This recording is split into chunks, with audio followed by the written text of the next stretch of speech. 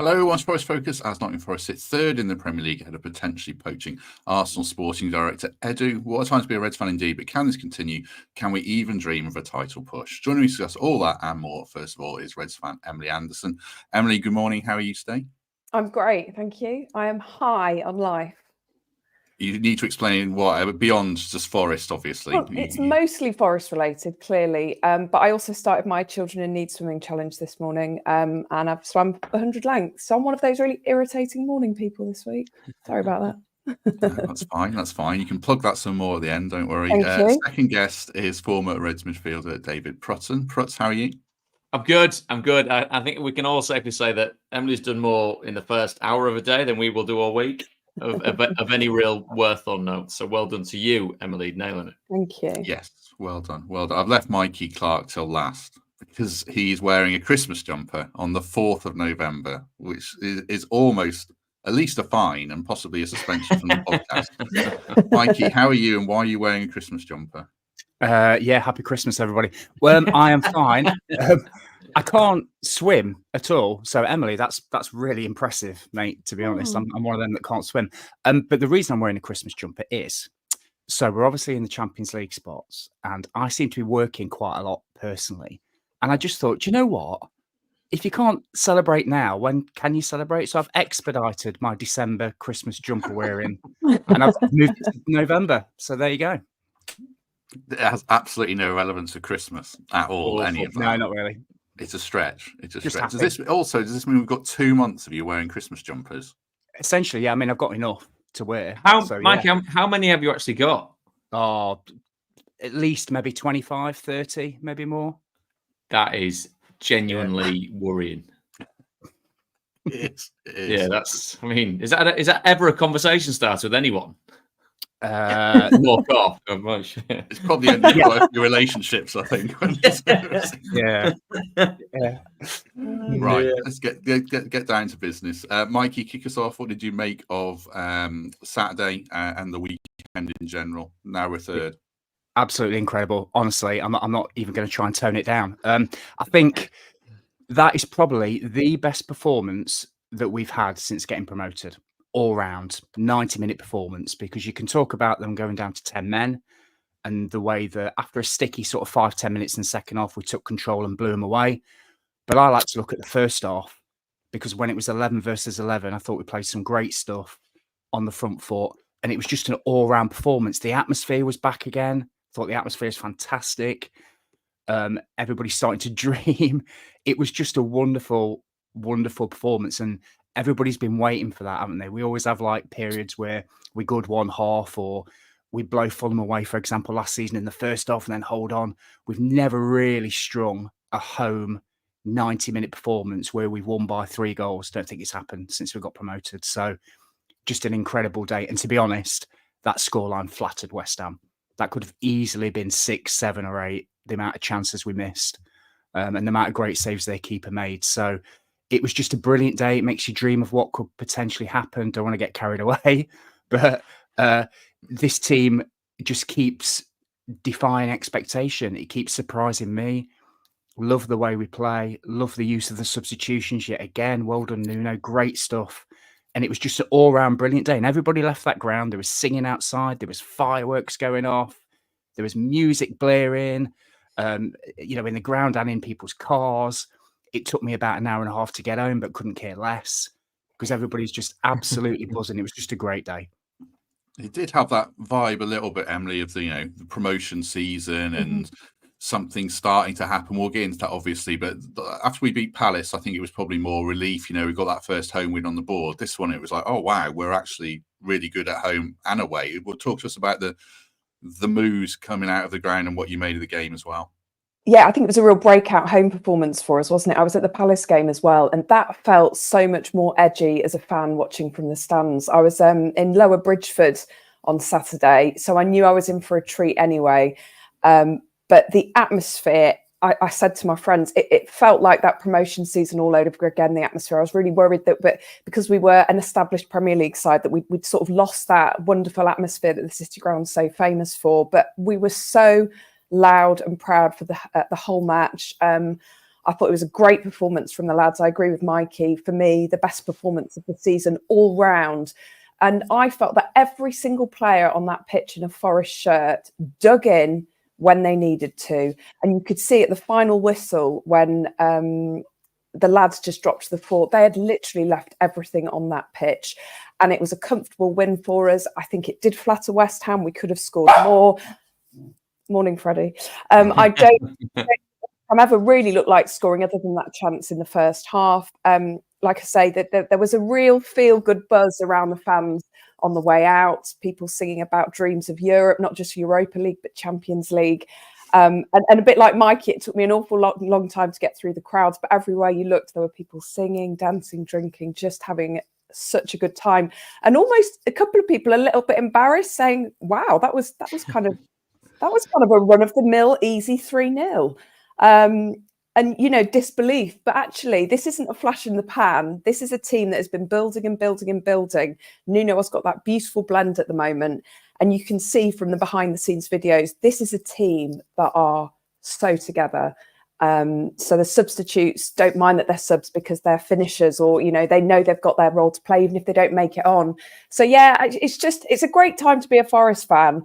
And for anyone that says, "Oh, you know, you're being over the top, you're being too dramatic about it," we have had decades of nothing. So I'm going to enjoy this for all it's worth.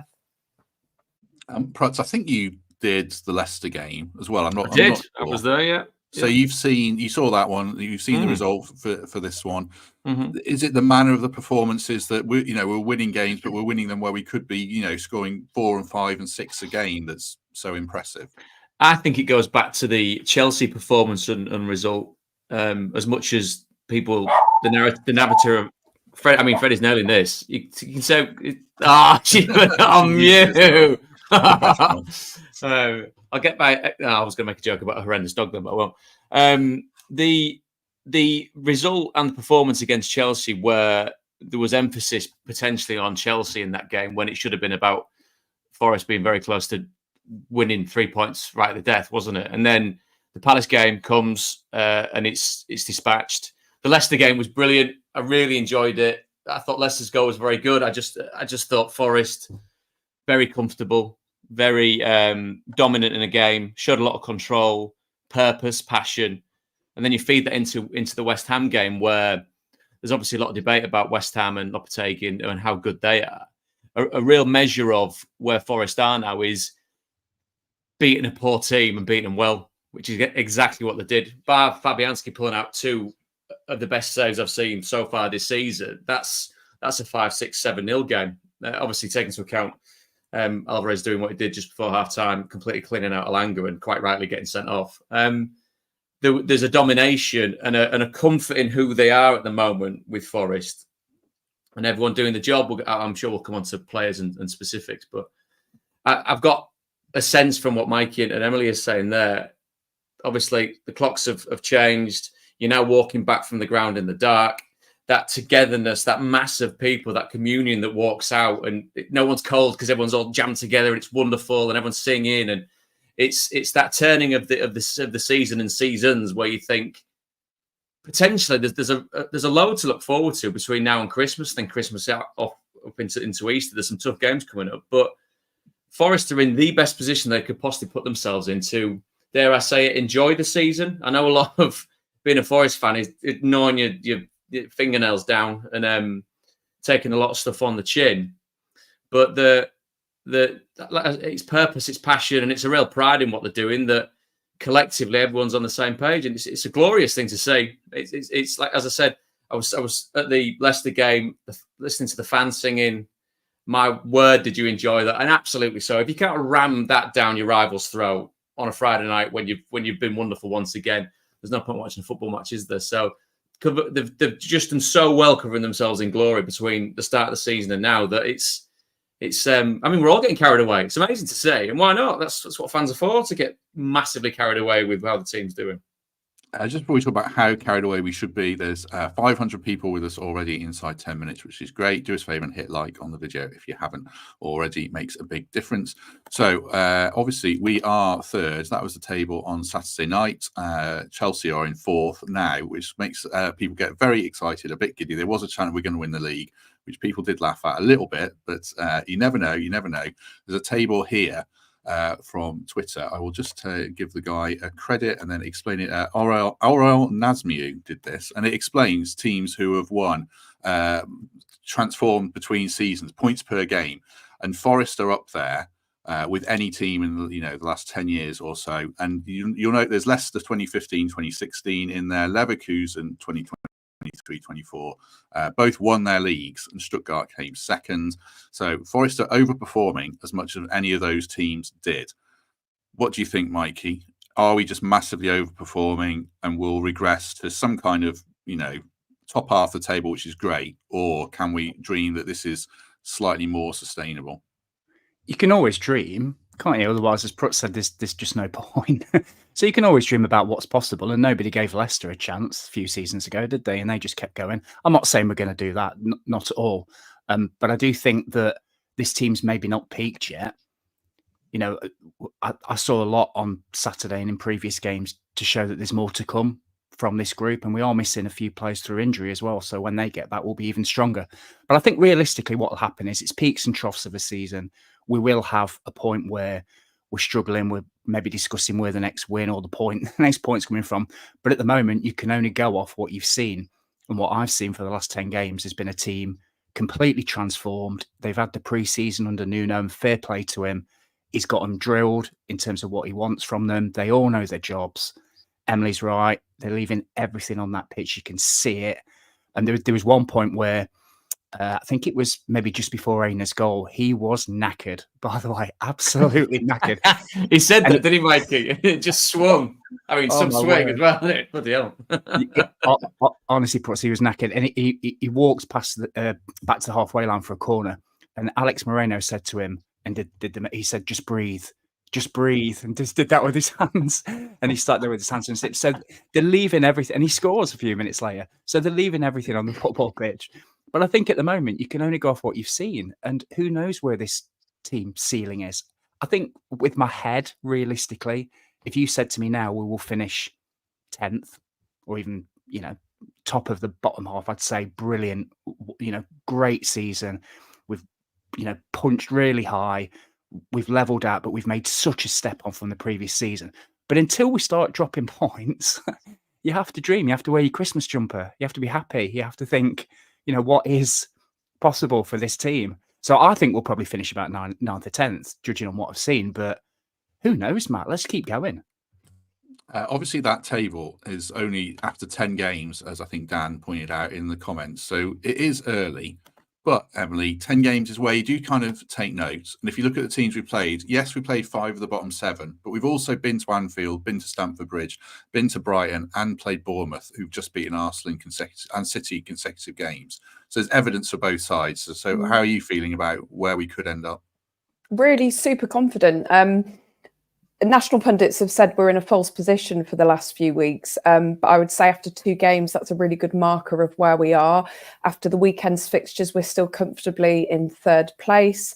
Beginning of the season, I'd have said anything above what we did last year would have been fantastic. I optimistically said 14th would be a really good finish for us for the next season. But I think a top 10 finish is certainly more than realistic. And the very optimistic side of me thinks, why can't we go for Europe, Champions League? Just go for it. Leicester did it in the 2016 season, didn't they? So why can't we? Joe Hart said on Match of the Day, I don't know if you heard him say, he wasn't actually talking about Forest. He was talking in the Man City game and talking about what it takes for a team to win a Premier League title, as well as all the technical ability, the skill and a strong squad in terms of ability. He said you need a team that is entirely focused, entirely together, and are working on that same road and are working together. And immediately I thought, well, that's Forest. Forest are so in tune with each other. Every single player in that squad, the manager, the assistant manager, the behind the scenes staff, everything just seems to be working together. And we're just building and building on each game. And I'm not saying we're going to win the league, highly unlikely, but there's just something special happening, and I can really feel it. And I feel like I say, it's not a flash in the pan. anything top 10 I would be delighted with, but I'm really starting to dream that we could seriously be that team, that dark horse that just goes under the radar and maybe surprises everyone and knocks some of those top 6 clubs out. So, you know, I'm so optimistic at the moment, and I know I can be optimistic on dark days in the Championship, but you know, it just feels great. My other half said I'm insufferable at the moment, and he just said there's nothing worse than a smug Forest fan. Well, here I am. Here you are. A couple of quick thank yous before I quote, but thank you very much to Angus Chow for becoming a member. Very good of you, Angus. And to Richard Drakely for the £5. Very good. I'll have to read the message out. So glad we're live on his break. TalkSport haven't mentioned us once. Joke of a station up the Reds. Says Richard. Prutz, any opinion on TalkSport? What do you...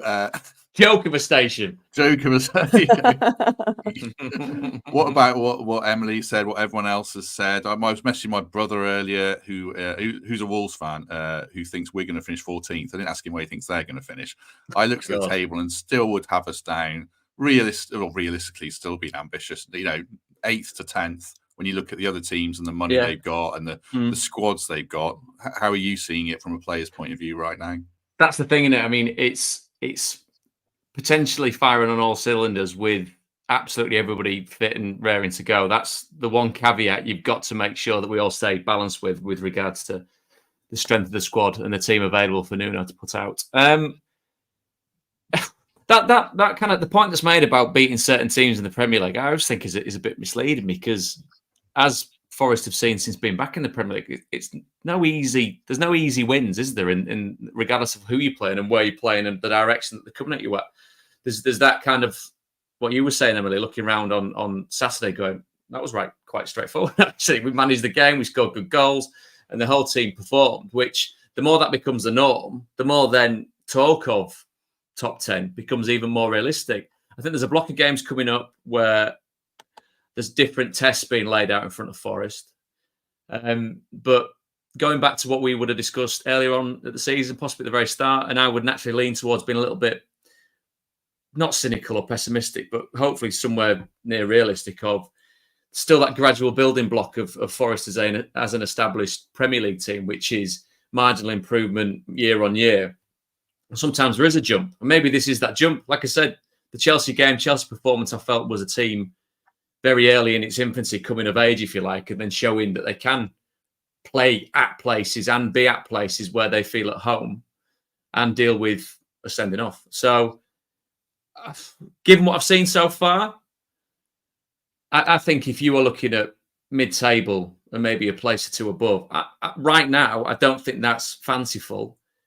I just know, going back to Emily's point of what Joe Hart says, and I quite obviously defer to the 6'9" former England goalkeeper when it comes to winning Premier League titles. It is the consistency, it is the togetherness, it is the potential fallow period that the team and the club and the fans go through together. So you remember Saturday, you bank Saturday, and maybe there is 2 or 3 games where things aren't quite as right further down the line, but because of that feeling that you've banked on Saturday, it gets you all through it together. So having seen a lot of the teams in the Premier League, you get feeling there's going to be reactions. Obviously, we're waiting to see what Man United are going to do with the new boss when he's in due course. It's only really Liverpool, even though fingers are pointed at them that they're not playing as classically well as we know that they can be. Winning games, grinding games out. But that's a team put together for millions and millions and millions of pounds, isn't it? And all the teams that you're mentioning, Matt, and Forest are fighting against, they're football clubs with a massive financial backing that have several years head start in the Premier League. What Forest are doing now is exceptional. And it also, as going back to being a little bit of a realist, banking points, getting your work done early in the season. So if there is a fallow period, if there is a tail off around Easter time, then it's, oh God, we finished 14th instead of, oh God, we were so close to the top half. That's the way the kind of, hopefully the balance of the season would be, I think, for me. You must have been in dressing rooms at various points in your career where things start to turn, and I guess the players latch onto things and think and chat amongst themselves and say, actually, we're in the right place. Maybe something special's happening here. I don't know. Has that happened to you? Why would you err on the side of me not being playing? We didn't always play for teams that were going to get relegated that season, did you?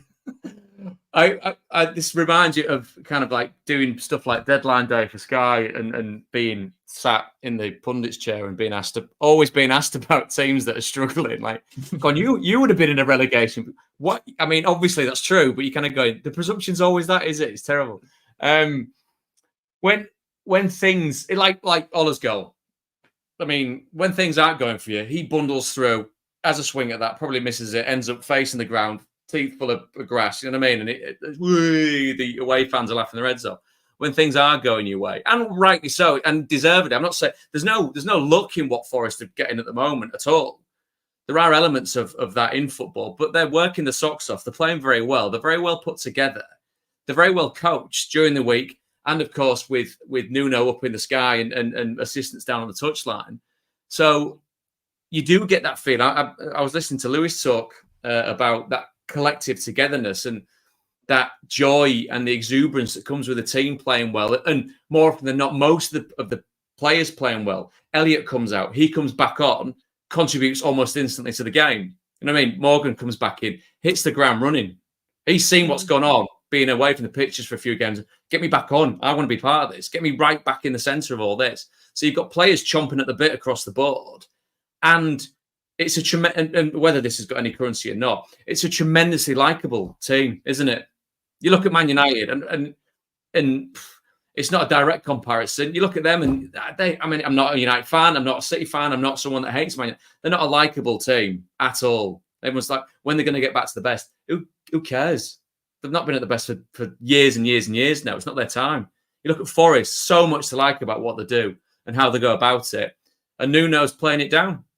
Keep asking Nuno, straight back, because he knows how quickly a season can change. But you do, go back to the original question, which you probably asked about 5 minutes ago, Matt, was you do get that sense of togetherness. And you've got to enjoy it. Young, fit men, highly paid, playing for a club that's followed across the globe, that makes one hell of a racket at the City ground.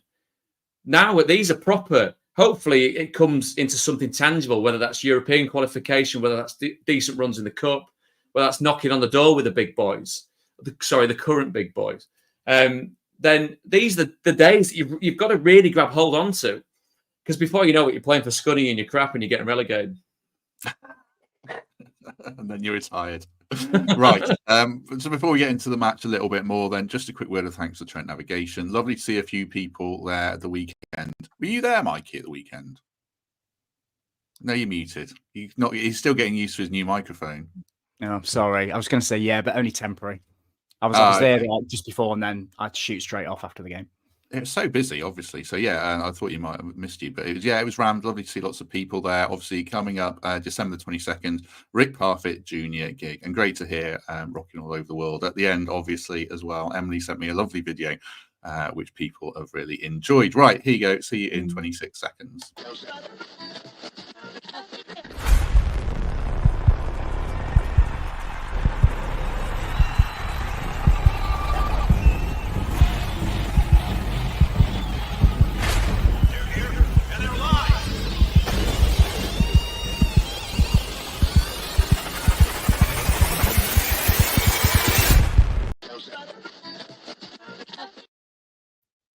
22nd of December, like I say, tickets on sale from gigantic.com. Should be great. Obviously, the last one was as well, so do enjoy that. Prutz rightly said there, Mikey, no Premier League game is easily won. And I know this one looked like it on the face of it, but there were a couple of big moments within a minute of each other. We'll focus on Chris Wood first. He scores the goal, but then that clearance off the line and then a red card within 60 seconds before half-time changed everything. And it shows... I know those things go for you when things are going well, but it's because you're doing the right things, I guess. And Chris Wood's doing them at both ends of the pitch now. Yeah, I agree with you both. And what Prutz was saying, I was nodding along. I think things are, the coin's flipping on the right side at the moment for us. So like in another game, that goes in between Chris Wood's legs. It's 1-1. You go in 1-1 a bit deflated. But, you know, he manages somehow to clear it. We literally break down the other end and it's down to 10 men. And then we've got a whole different second half. So, you know, they say it's fine margins, don't they? You know, elite sport. And this is, you know, the best league in the world, and it is elite sport. But it's about getting into those good habits and doing the right things. And when Emily said, you know, they left everything on the pitch, they did, because they're giving every sinew that they've got, every ounce of effort that they got. They're trying to do the right things. They're, as Prut said, very well coached. You can tell that. And I'll say it again, fair play to Nuno. He's drilled them pre-season, really well coached. They're doing the right things. And it's like in any walk of life. If you are constantly doing the right things, more often than not, the right outcomes will happen. And I think at the moment they're getting their just desserts and they're getting their rewards for all this effort. And the key thing is when it does flip, and it will, not to panic. And as Prut said, you revert your mindset back to when it was and say, do you know what? We just need to keep the faith, keep going back to those right things, and it will turn. But yeah, going back to the game, Matt, there was that 60 to 90 seconds, wasn't there? The end of the first half where it was just on a knife edge and it tipped our way. And then we took control of the game. And like in another game, like I said, it could have gone a different way. But even if it would have been 1-1, I'd still might have fancied us to come out because we're playing so well. And we are doing the right thing. We're creating so many chances. I think we had 19 shots at the weekend. West Ham had 4. So we're controlling games. And, we're doing it our way. And the team are overpowering teams with their style at the moment, at home and away from home. And it's brilliant to watch. So, yeah, we're on the right side, but it's down to what they're doing individually and collectively. And if they keep doing this, which I have no reason to think that they won't, then more often than not, we will find ourselves on the right line, because Prut's made a great point about Man U, and they are very dislikable. And they're not the only team, but our team isn't. Now, I've watched Forest teams, not yours, Prut, in the past. that you hate it. Promise, mate, not yours. But yeah, I'm just thinking, do I really want to go? Not with this lot. Absolutely not. They are giving everything. The atmosphere is there. They're connecting with the fans. Everything is looking up at the moment. So we deserve that bit of luck on Saturday, just before half time. And the more it continues, the more people will dream. I'm not turning into Greg, by the way, but I do feel like I am. But like, what is the limit? Who knows? Until it turns, this is what's happening. This is fact. Like, we're winning games and we're third in the league. So until that changes, let's just keep going. But got to keep doing the right things. That's on and off the pitch. And the fans, like I said, were fantastic on Saturday. So if we keep that up, that gives them an extra couple of % as well. Just on the goal, Pruts, like, obviously it's really good from Chris Wood, but I'm also conscious that West Ham were terrible. Like, you watch that defending. How are you giving Chris Wood so much space to stand still in the 6-yard box? What's going on with that goal? Well, nothing from a West Ham point of view. That's why they're struggling. That's why they're routinely getting beat, because no one's taking responsibility. You see it and you watch it, and then you break it down, say, if you're working on a game. And sometimes there's as a former player, you're trying to give some form of mitigation for why that is the case. It's a slightly different thing. And I know there's been a few kind of comparisons chucked around, both tongue-in-cheek and a little more firmly, with Erling Haaland. And you go, he's 6.5 foot tall. He's got a big blonde ponytail. Yeah, he always seems to find space in the box. Chris Wood doesn't have the ponytail, bless him, but he's Forest's main attacking threat, Forest's main goal scorer. And for 4 West Ham defenders not to pick him up, it's just terrible defending. And again, reflection on why they are where they are. Wonderful build-up play down the left-hand side, great little cutback. And the movement of the striker doesn't have to be huge. It's just got to have a little bit of nuance to it, to find a pocket. In that instance, the odds are already stacked in your favour as an attacker, because you're the one that can take a chance. Whereas the defence has got to make sure that it's covered its back. And it didn't. And the body shape of all the players, if I remember rightly, they're all looking at where the ball's coming from. Traditionally, you're told to kind of stand like this so you can see the ball on the man, so they don't see him at all. That's why that happens. So if you're Lopetegui, who's fighting for his managerial kind of life, with lots of fingers getting pointed at him saying, well, he's done nothing different to what David Moyes has done, there's no answer to that other than going absolutely ballistic at our time, saying, you've killed us. The first goal in a Premier League match can be so vital that it decides the game. Gives Forest the momentum. As you say, the wonderful positioning of Chris on the line, and then the sending off just before half-time. That spell of the game really swung it in Forest's favour. Obviously, the first 10 minutes of the second half, where they had to manage a bit of a storm with changes that were made, meant that the confidence they got from the first half, I'd be intrigued to know what the feeling was like inside the ground for that first 10 or 15 minutes. So you sat there thinking, oh, Christ, this is edging away from us? Or was there a relative comfort in thinking that at some stage West Ham had to go for it because they were a man down, they had nothing to lose? Yeah, I was very comfortable. Just before you come in, Mikey, Thomas in the comments saying that Wood didn't stand still. I know his first movement was brilliant and it made space for him to get a header in. I just thought West Ham were going to challenge him, so I might have overplayed how bad West Ham were. But yeah, really good from Wood. You want to come in there, Mikey, quickly? All I was going to say is I can answer that. I wonder if Em's got the same view as well. Is I said at half time, be really interesting to see what West Ham do. And I think I said to somebody, I think they'll go 4 at the back. They'll go 4-4-1, try and stay in the game and try and nick us. And then, honestly, within the first 5 or 10 minutes, they were breaking with 3 up front. And I said, this is going to be really interesting because it's now turned into a basketball match. They're going for it.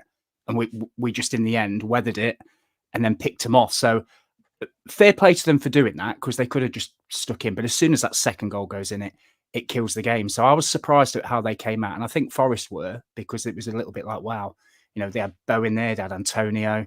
I think Paquetá was still on as well. And they were breaking on us. But I quite enjoyed it because I thought, good, come at us then, because we'll eat on the break like we have done in the first half, and we did. So. Yeah. It was all very unstructured, though, the way they came at us. It was like, get it up to Antonio and try and do something. 2 other players mentioned from the first goal, Emily Moreno. Don't fall in love with a lone player, but I think, I'm starting Too late. He's great. We'll come on to Aina, but Moreno's contribution and also Morgan's contribution, like Prut said, straight back into the game, just that bit of vision and extra quality to release him. Yeah, I thought Moreno had a really great attacking side to his game on Saturday. Wonderful cross, finding Wood's head, and just a beautiful ball from Morgan to start it off. Yeah, I think it is too late, isn't it? We're all falling in love with Moreno, aren't we? And I don't know if you saw at the end of the match, he came up to the lower Bridgeford end and did his fist pumps again. So forget the Stevie Cooper fist pumps. We've got the Alex Moreno fist pumps now. He just had a really good all-round performance. Like Prut said a while ago, Morgan just seemed to slot straight back in because you'd worry, would he be a bit rusty? Would we suffer without him particularly because Anderson had done so well in the 10 filling in for him? But it was just a delight to watch him. Morgan's just everywhere and anywhere, and he just has that moment, doesn't he, where he threads a ball through and you go, oh yeah, that's our Morgan. So yeah, and there's a wonderful comment I've seen from Gary Lamb, sent it a while ago, and I feel exactly the same as you, Gary. Back in the 80s, you used to go and watch Forest, and you'd always assume you'd win the match. I started watching Forest in the late 80s with my dad, and it was kind of off the back of all that Cloughy success, and Cloughy was still manager. And that feeling's back with me now, and I've not had it for so long, and it's wonderful that I think we can go into any game, not assuming we'll win. I don't assume we'll ever win, but we don't feel scared of anyone now. I feel like Forest could take on any team now, and we just go, yeah, okay, yeah. Show us what you've got. And to answer your question, Prutz, how did we feel when West Ham came at us at the beginning of the second half? I'm a nervous fan at the best of times anyway, but I didn't feel like that. I knew they were trying to get back into the game. Of course they were. Everything was really calm. Milenkovic was in my eye line for most of the second half. He is the coolest customer on that pitch. There were a couple of moments where Sells potentially would have been in trouble. And Milenkovic just shepherds the ball. So even if the striker thinks he's got him, Milenkovic just has this way of going, no, you're not having that. That'll be my ball, thank you very much. And he's so calm and commanding. And I said, as I was walking out of the ground, how have we got Milenkovic? He's like, for me, he's the best centre-back in the league at the moment. He's incredible. He's just insane. Thank you very much to Ali McMurray for signing up for membership. Very good of you, Ali, and anyone else that has signed up of late, which quite a lot of people have, which is fantastic. Thank you. Just on Morgan Prutz, 2 things kind of spring to mind. I'll ask you guys about the wider midfield thing shortly, but does he benefit from having a proper rival for his place in Anderson? And does he also benefit from not having the whole attack to be built around him? Because we do have other ways of attacking now. I don't know. Yeah. I think he quite actually loves being the whole focal point, but could it help him overall though? Yeah, I use the word ego, not in a detrimental sense, but you get some players that are obviously you get the kind of foot soldiers and the ones that lead the way. And Morgan's very much a performer, isn't he? He plays football in a way that 90% of footballers can't, which is actually looking like he's really enjoying it instead of like grit, determination, and this is a battle, and I'm going to go. Not to say he doesn't work his socks off, because he does, but he attempts things with a football which is a joy to watch. I think the fact potentially with Elliott coming in, and obviously he's a player that Newcastle fans are gutted to have lost. But what pushes, I think, Morgan just a little bit more, and I'm not saying he can't do it. I think with Elliott, you've got a player that can play right across, whereas Morgan in the little pockets, more centrally, not right out on the touchline, but kind of within the width of the 18-yard box, means that he's got realistic opposition to his game. Competition to his game and his place in the team, which for very good players should push you on. And he has been the main attacking or creative part of what Forest have been, obviously since Brennan moved on and how well they play together. There is that element of them being able to, of him being kind of front and center, which I really, really love about it. So yeah, and it'll go into a wider chat potentially, because again, having listened to the earlier pod with regards to the makeup of the team, and not necessarily saying, not turning it into the traditional Yates, you love him, but what it's not necessarily what that one player brings to himself, it's what that player brings out in others. So the dovetailing in of Dominguez and Yates, you're suddenly going, Christ, these two, their abilities are really reflecting well on each other. You look at Alanga out wide, you look at Callum out wide. Again, in the Leicester game, it was a joy to watch, because it was quite traditional. Let's get the ball out wide and see what, with regards to getting the ball in the box. And it was Forest attacking from all areas, and Elliott being able to kind of meander around and find little pockets of space to find little passes and put the striker in. So it's as a collective, that competition seems a really honest set of competition, because the players are falling over themselves to be in that first 11. So I thought, from Elliott's point of view, you're a little bit gutted that he does come out of the team, but his reaction was absolutely, as it should be. I know there's a lot made about players coming out and sulking. Get over it. You're a professional footballer. You're not going to start every game. The professional element of it is doing it properly. If you don't start, and Morgan does, and you come on, do what you did in the last game. Because, as Emily said, finishes, isn't it? A team changing during the course of a game, the makeup of it, to be able to deal with the little factions of the game that you've got to work your way through, which is exactly what they did. So, yeah, hopefully it does push Morgan on and keeps him honest enough and hardworking enough to know that no player is bigger than the team, which I don't think he has done. But this just keeps everyone in check, that there is that competition, really healthy competition with some brilliant players. And again, going back to Milinkovic, he's just so unruffled, so calm, so collected. I know there's a bit of fireworks with Mario, but it's almost like big brother, little brother. He's got his kid brother next to him. You go and do all the sexy stuff, and when you need me, I'll be over here just mopping up quietly and making sure that no one causes any harm. 750 people with us, which is pretty mad for a Monday lunchtime. So yeah, thanks for joining us. I really appreciate it. Do hit like on the video if you haven't already. Just quickly, I'll ask each of you, Emily and Mikey, just about who would start v Newcastle. But I don't, like Prut said, I don't feel it's like the be all and end all argument now, because you can bring players off the bench. But for me, I don't think you can drop Anderson. I don't think you can drop Yates or Dominguez, because they're such a unit. And I really hope we start with the wingers. Even though it's going to be a really tough game, Newcastle beat Arsenal, but I would still be positive. So to me, it comes down to, do you start Morgan or do you start Anderson against his old club? Which way would you go right now, Emily? I just think you've got to play Morgan Gibbs-White for his for what he brings to the game. We know what he brings to the game. Anderson's had a really cracking few games, and he's a fantastic deputy, don't get me wrong, and I think Anderson has got a huge career ahead of him, and he'll be really fired up to play against his boyhood team.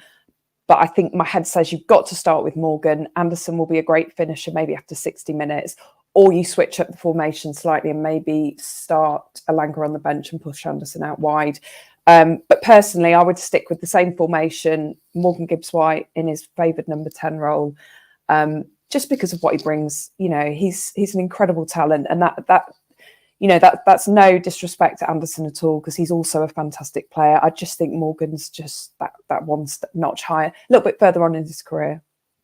Yeah, I think that's fair. Just briefly, Mikey, what about you? Same team. We've just won 3-0. Like, don't change the team. And as Prut said as well, they all the finishes in the team.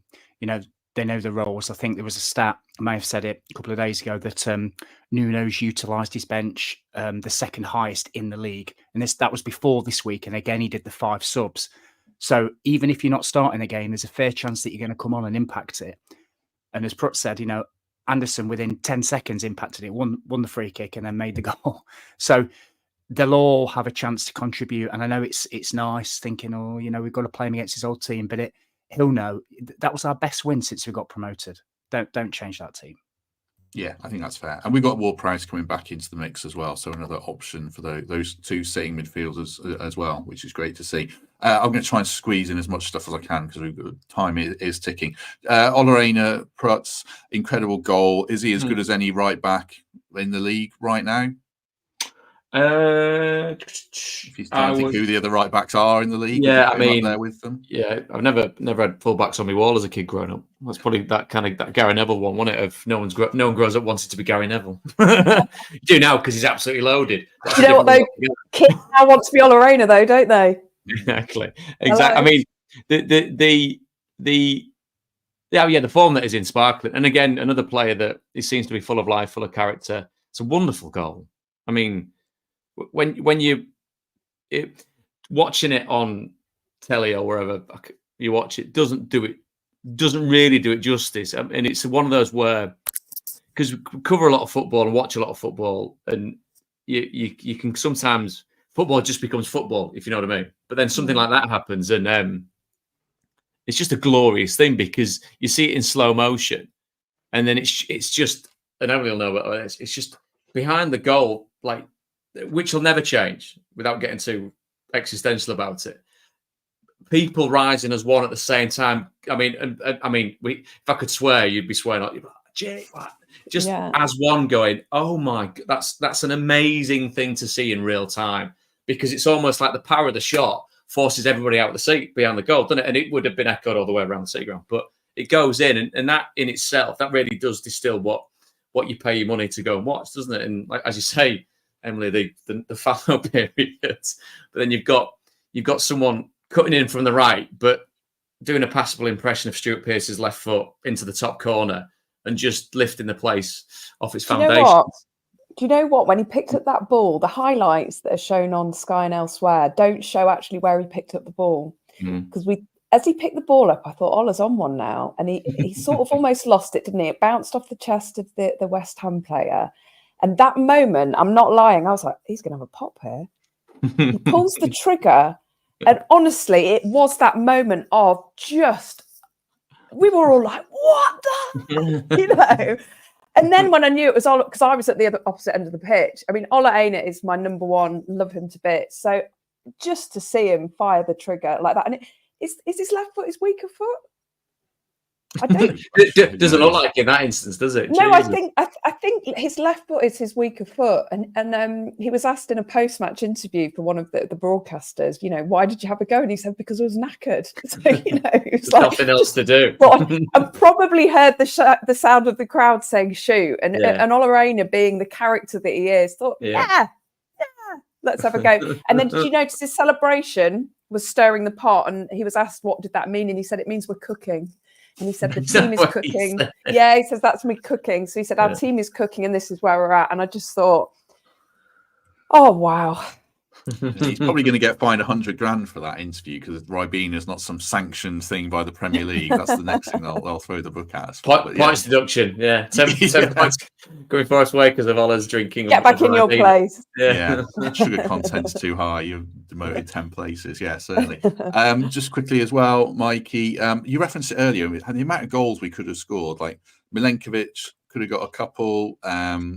Ramon Sosa, Jota Silva came on. Like Fabianski, I thought he had a really good game. Actually, that last save was ridiculous. Yeah, But that first one, the reaction from Milenkovic, but the second one, Jesus, that it's a wonder save. That's going in the top corner. Yeah. It's mad the quality off the bench at the moment, Mikey. It is, yeah, and that gives us just hope that if things aren't going our way, we can change it. I just want to say quickly about Aina. There was a guy that was on the opposition team, Wan-Bissaka, who cost 50 million quid a couple of seasons ago. He's better than him for a start. So he was decent as well. So that probably gives you a feel of where he is. In the Leicester game, my brother texted me. I was at the game, but he texted me and said, sometimes when I watch Olorena, I wonder why he's not playing for Man City, because technically he's that good. And I don't want to like over-egg it, but I just think he's a lovely player. And the fact that we got him on a free transfer is absolutely insane. So he's one we should be looking to tie down. But I think going back to your question, Matt, the options from the bench is just lovely. And while everybody's in this groove, doesn't really matter who starts because games in the Premier, unless you get that early goal or you're sending off or something like that, they tend to be won in the last sort of half hour anyway. I mean, you saw the Tottenham Villa game yesterday. That last half hour was just crazy. Players get tired. 10 subs come on the pitch. Formations change. Crowd get up for it.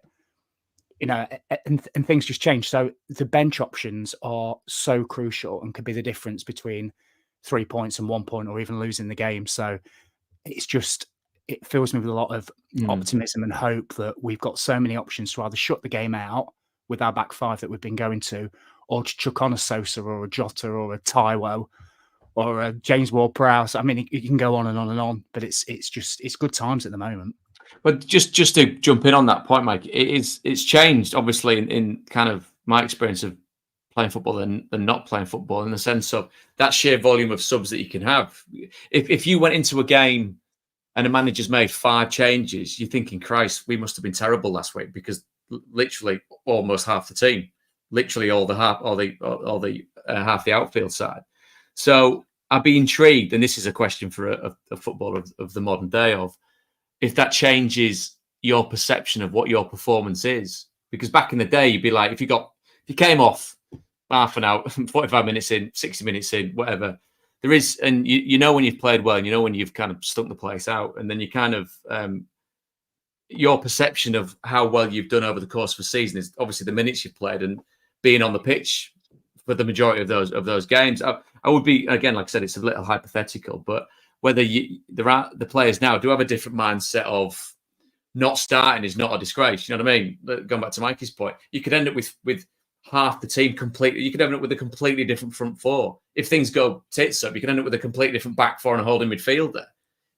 They're the options now that potentially players have got and management's got to be able to change games in game. So it's like I said, as long as everyone's happy and on the same page, it's a wonderful position that they do find themselves in. And then obviously, like you said about the players coming back, I know Sangares, that's a chat, and James Ward-Prowse. But the great thing that I liked about Dominguez was, especially in that Leicester City game, early on and throughout, because there was a lot of wide play going on from both sides, Dominguez's first thought was to get out to help Moreno double up with whoever was coming at him. And that would obviously have been worked on completely, because that's what a holding midfielder's job is, to allow that to happen, to allow Yates to get forward. But it goes back to what he, A, wants to do for his teammate, and B, doing his job. You asked me about the West Ham players not doing the jobs. Forest across the board are all doing the jobs, aren't they? And long may it continue. Yeah, I'd love to do 15 minutes on Dominguez, by the way, because he was so good, but the clock's ticking, so we'll have to move on. Emily, you wanted to come in before we do? No, I don't think so. No. Okay, you just unmuted yourself, so that's all right. No, I thought it was a sign. Right, I'll come back to you next, Emily, don't worry. Thank you very much to Global Telemetrics for sponsoring us as ever. They are one of the only tracking companies to have their own repatriations team to speed up vehicle recovery. That makes it sound like they've got some kind of team of ninjas or something who will go and get your car back. But the BMW X6 pictured here, it was stolen from London. The team tracked it through Germany, stopped at the Austrian border on the way to Romania. So there you go. It's like an audio book, this. What happened in the end? I want to know how they tracked them down and, what happened then. Yeah, it feels like some kind of Jack Ryan type thing. Yeah, exactly. So, Global Telemetrics link is in the description if you want to learn more about them and send some cash their way to secure your vehicle. Right. We have been going for 50 minutes, 750 people with us, which is great. Let's say do hit like. Reports this morning that Edu, Arsenal sporting director, is leaving. He was linked in the summer with a move to the Forest family of clubs owned by Evangelos Marinakis. Sky are kind of reporting that it looks like it might happen. He might join us as CEO with an overarching role for Forest, Olympiacos, Rio Ave. And it also says Marinakis is looking to buy a 4th club in Europe, interestingly. I know he was making big attempts to buy Monza, who are currently 17th in Serie A. So maybe it's them, but we'll monitor that. What do you make of it, Mikey? I know it might not happen, but is it one of those kind of big statements of the way we're moving at the moment? It's interesting. I can't claim to know exactly what Edu does in his role and what he's brought to the table, but I can kind of comment from afar. And you look at Arsenal now; they're very stable. The recruitment's good. They're trying to push for the title. I think when he joined, they weren't necessarily in this space. So he's obviously got very good links with the Brazilian market. Being Brazilian himself, we've got a load of Brazilians. So I don't know. It kind of gathers up. I think it's just a part maybe of the evolution. So if he is looking to buy a fourth club and he maybe wants somebody to sort of helicopter manage all four, maybe report direct to him, and even the thought of trying to poach the right word? Maybe just recruit somebody from somebody like Arsenal is crazy. We would have never had this conversation 6 months ago or even after. So I guess it's just a part of the fact that he's maybe even considering it is maybe a good thing. But Marinakis, we know, is ridiculously ambitious. He's got 3 clubs, maybe wants a 4th, maybe a 5th. Who knows?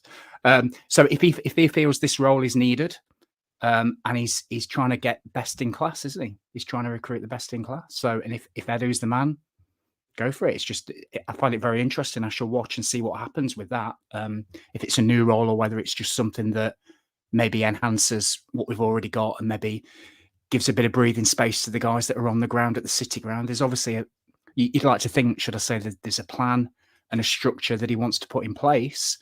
And Edu is a big name, isn't he? So yeah, be interesting to see what happens. Ambition's the word, I guess, isn't it, Emily? I'm sure we'll pay him well to come if he does. But we've spent a lot of money to build a squad, and now we're recruiting more people to manage that and continue the evolution if we do get him. It just shows where we are now, doesn't it, really? It shows the evolution of Nottingham Forest since going up into the Premier League. It's no surprise, is it, that when we came up a few years ago, no one was expecting us to come up. And it was almost like we came up a little, not too soon because we've been so long out of the top flight, but we weren't quite ready to be a Premier League outfit. And it all felt a bit awkward and disjointed.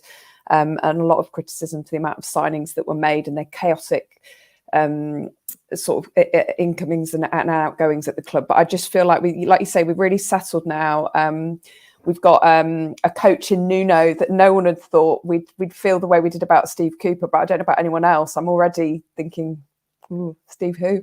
I'm fully on, but no, not really. I will never forget what Steve Cooper did for us, but I just think everything I've seen from Nuno on and off the pitch, I just think he's fantastic. So everything feels settled on the pitch and that they're things that people see. So yeah, it's a really good sign, isn't it, for the future if Forest are looking at someone like him.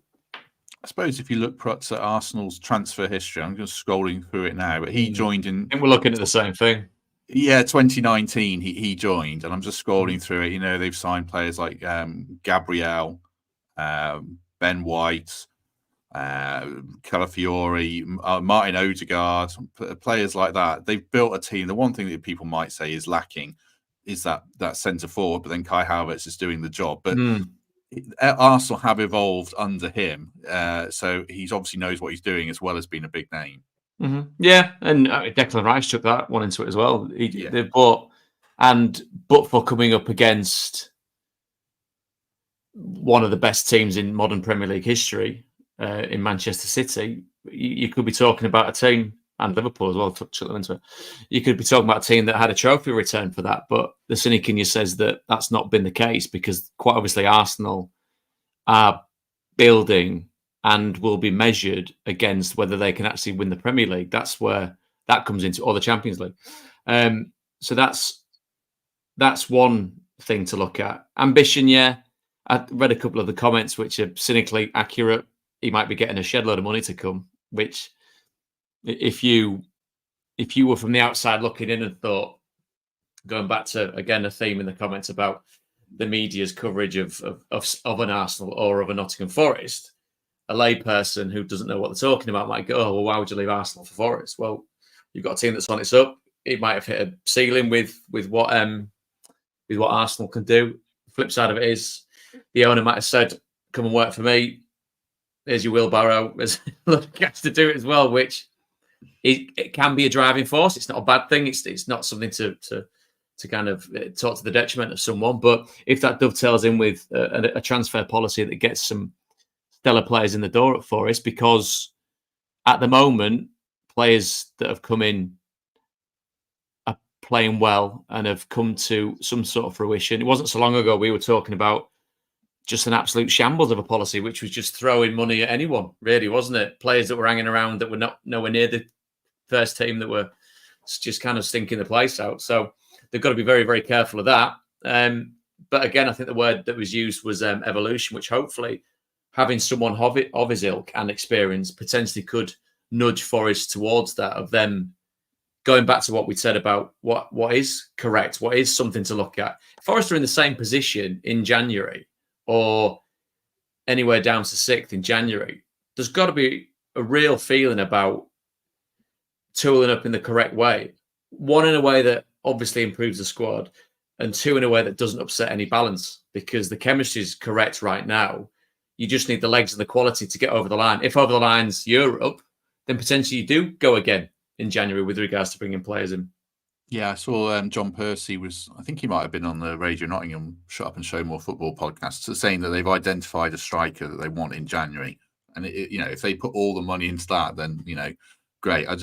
That's a whole other topic that I did have on our notes, but we've already done 56 minutes. So we'll probably get into that another time about how big would you go in January if we are still where we are. Right. Any other business, anything you want to add in the next few minutes? Emily Anderson? I've got loads. I'll rattle through. First of all, I mentioned at the top of the podcast, didn't I, that I'm doing my 1,000-mile challenge for children in need this week. I'm not doing 1,000 miles on my own. I've got a lot of team members helping me.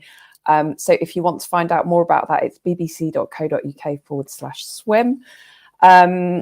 The other thing, very quickly, I know you talked about it at the back end of last week, Matt, Warriors United, that were the football team that went behind the scenes at Forest. It was amazing. That was amazing to watch. So I've filmed with that club a couple of times. They are a wonderful bunch, run by an incredible woman called Helen Coppins. And as soon as I saw it, I messaged her and said, wow, what an incredible day for those kids and young adults. And she just said, she listens to the podcast and her partner does as well. And she said, well, we give them a shout out because they do incredible work. They've expanded to other parts of Nottinghamshire as well. And it just gives any kid of any ability the chance to play football. I've been and watched them when they train, and just watching them sort of blossom and grow and feel like they're part of a team is incredible. So I just wanted to mention that. And just to end on a very serious note, my lucky socks worked again. I first wore my lucky socks for the Crystal Palace game. If you're a Forest member in any of the categories, you get a free pair of socks. So they came through the post about a month ago, wore them for the Palace game, and I was told not to wash them until we lose. So I know they remain unwashed, so pray for my family. They're currently airing upstairs, but the lucky socks work. You're insufferable on many levels. Yeah, I'm insufferable physically, mentally, metaphorically, smellily. So yeah, that's all I wanted to say. Oh, and the other thing is, the smelly Emily. The final thing is, and someone creative needs to do this ASAP. Ola Aina needs a song. Okay. I think that's Greg Mitchell's department, isn't it? I think we'll defer to Greg. I just think he deserves a song. It's been long enough. They're bouncing one round the Macarena. Oh, I don't know. Yeah. I'm not taking credit for that. I sure I heard him at Leicester singing that. Hey, all around, something like that. I'm sure. I like that. You can have that catch on. Thank you. Could work. Thank you. I'm David Prutton. Any 15 things you want to add or anything like that? No, amazing. I echo the Warriors thing. I watched it. It was amazing. And he's a man that's quite reserved, isn't he? And keeps his counsel. But his smile was such a natural beaming smile, wasn't it, when he was talking to all the people? And it was an amazing thing to see, and a great thing, obviously, for the club to do. And I just, again, going back to your challenge, I mean, I think it's amazing. I love the fact that John McGovern was there. What a lovely fella he is. He was always someone that always had a bit of time for us as younger players at Forest. And there's that picture, isn't there, where he's holding the European Cup, where he looks like such a young man, because he was a young man, but he's in immaculate shape, looks after himself. He's the proper kind of totem of what Nottingham Forest is about. And I love the fact that he was there with bells on, backing you up. So no, well done. You're doing fundamentally better than myself, Mikey, and Matt puts it. I mean, swimming. I hate swimming. My God. Do you know what? Just on a point about John McGovern, he is fit as a fiddle still. He swims. He told me he swims most days. And also, can you imagine my face when I was told that my supporter was John McGovern? Amazing. Honestly, I did not keep it cool. I did not keep it cool at all. And then I had to swim while he watched me. I was thinking, Gave you a terrible. Honestly. But it was one of those moments that I was like, oh, wow. But yeah, John McGovern, what a legend. Well, Mikey knows him well as his sort of de facto uncle via marriage. Mikey, anything you want to add? Yeah, he came to our wedding. Bless him. Some red wine with him. Well, that tops it all, doesn't it? Really? All right, Mikey. All right. Well, you know. It's on those chips, didn't you there? Sorry. I only have two quick things. Yeah, John's great. Two quick things. My mate Boynesy's doing the Movember. I know a lot of people are doing it, but he looks ridiculous without a moustache. So with him with a moustache, he's going to look even more stupid. So I retweeted his thing. So if anybody can contribute to that, it's a great cause. If you read his bio, so there's that. And just the last thing, just a question for Prutz, really. So Prutz, a couple of weeks ago I watched you on telly, and you had, as you guessed, you had Jamie Mackey, yes, Robert Earnshaw, and Chamber. Is it like a prerequisite to be a Forest player? On your show? This shows how good a journalist I am. I only realised that when someone sent me a picture of it on Instagram. I was like, oh, Christ, yeah. And if I'd have known that, I'd have spent the whole time not talking about the game. We'd have gone like, what's your favourite Forest memory and all that. But no, it seems strange that you've got 4 absolute chances there that can all say they've put a Forest shirt on and been paid to do so. So, no, that's what I try and get as many Forest players in as possible, Mikey. That's what I'm trying to do. Brilliant. Keep going. Stan Collymore on next. We've not really. Oh, Prutz. Yes, no, just to blow smoke up your, I just want to say you were my brother's favourite player growing up. So really, I presume I only found that out the other day. Right, I presume you're estranged now for his poor life choices. No, I was like, my reaction was Prutz. No, it wasn't. Are you sure? Really? Did he used to? Does he think Prutz was Andy Reid? I look more like Reedy now. Jesus. Right. Reedy was my favourite. Yeah, Reedy was very good. He was very good. Reedy and Gareth Williams. Sorry, just the other players in that midfield. Prutz, and basically. you, Prutz. I mean, those two fundamentally better footballers. But hey, God loves a try though. I just ran around doing all their tackling. It's got you this far. Right. Just quickly, quick shout out to James Belshaw, the goalkeeper who's on this show the other week with goalkeeper analysis, had an absolute blinder for Harrogate yesterday, and they knocked out Wrexham from the FA Cup. Yes. So, and they've got a real plum draw. I think they've got Gainsborough next. So, should probably win that. So they could get a Premier League tie in the 3rd round if they get through, obviously. And that was my other thing was about FA Cup replays.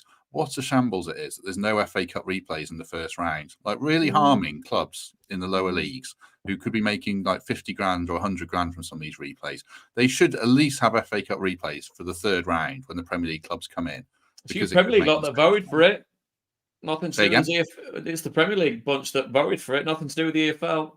No, the Premier League, isn't it? Yeah, yeah. And they're saying, "Oh, we played too many games." Or I know we were. I think Nuno said it as well, which I was annoyed by at the time.